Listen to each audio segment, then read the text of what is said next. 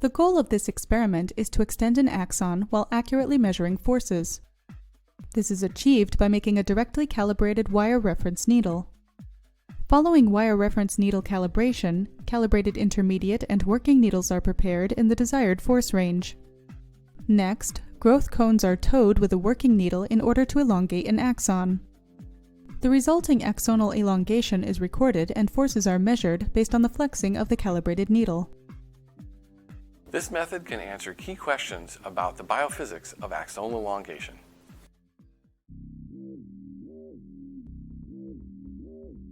Begin this procedure by using an adjustable microneedle puller and glass capillary tubes to fabricate needles with tapered tips about 4 mm in length.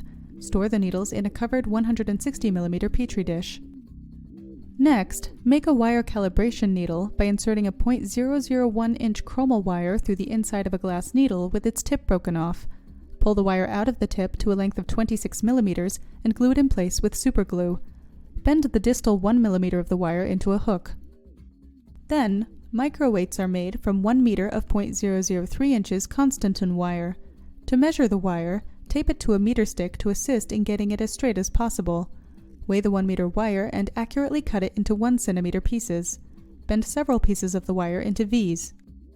Calibrating the wire needles requires a dissecting microscope with a measuring reticle and a micromanipulator. The microscope is tilted 90 degrees on its side using a universal boom stand so the downward deflection of the wire needle can be observed. Mount the wire needle in a tool holder on a micromanipulator so it is perpendicular to the optical axis of the microscope. Line up the hook of the wire needle with a reticle mark. Hang the 1 centimeter microweight on the hook and record the deflection.